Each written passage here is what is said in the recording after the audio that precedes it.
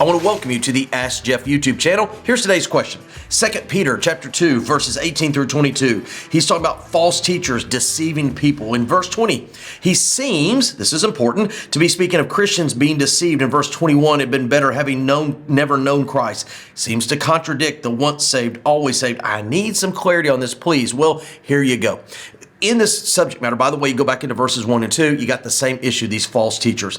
We got to look at this from two perspectives. From the perspective of the false teachers, according to verse 1 and 2, it says they were promoting damnable heresies. A damnable heresy means that which is not just wrong or an error, but that which is leading people to a place the Bible calls hell. And I would argue that in the context of 2 Peter 2, these false teachers are not believers who are misled. They are false representation. They are not believers who are basically communicating a damnable false truth. Now, it says those that hear. It would have been better off if they never heard. Now, there's a lot of layers here, and honestly, this is one of those questions that would be really good on a Wednesday night so we could peel away the layers. The issue that we've got here is how we relate to the Lord when it comes to knowledge versus ignorance, and I would default to Romans chapter 1. Romans chapter 1, verses 18 through 20 makes it very clear that though people have never heard the name of Jesus or heard the gospel in totality, we are still responsible to a holy God for how we've responded to Him. Now, the reason that's important is in 2 Peter 2, verse 20 and 21,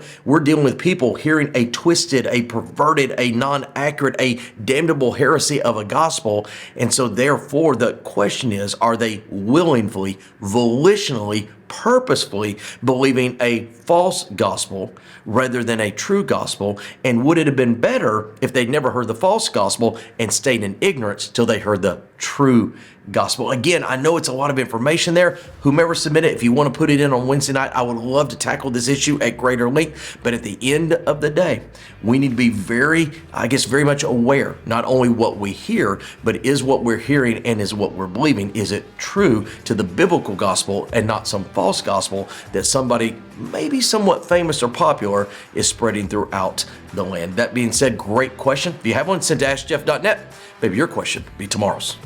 Thank you so much for being a part of our daily question here at the Ask Jeff YouTube channel. I want to encourage you on a few things. Number one, if you have a question to ask, submit it to AskJeff.net. Eventually, we'll get around to your question. Secondly, we'd encourage you to subscribe. That way, each and every day, Monday through Friday, you get a reminder of our question of the day. And last but not least, I want to remind you that on Wednesday evenings, live at First Baptist Church of Opelika, fbcopelika.com, we do a solid hour of Ask Jeff where we dig into the questions more than just 60 or 90 seconds. Sometimes we take the entire hour. All that being said, AskJeff.net is where you submit a question to this channel each and every day, Monday through Friday.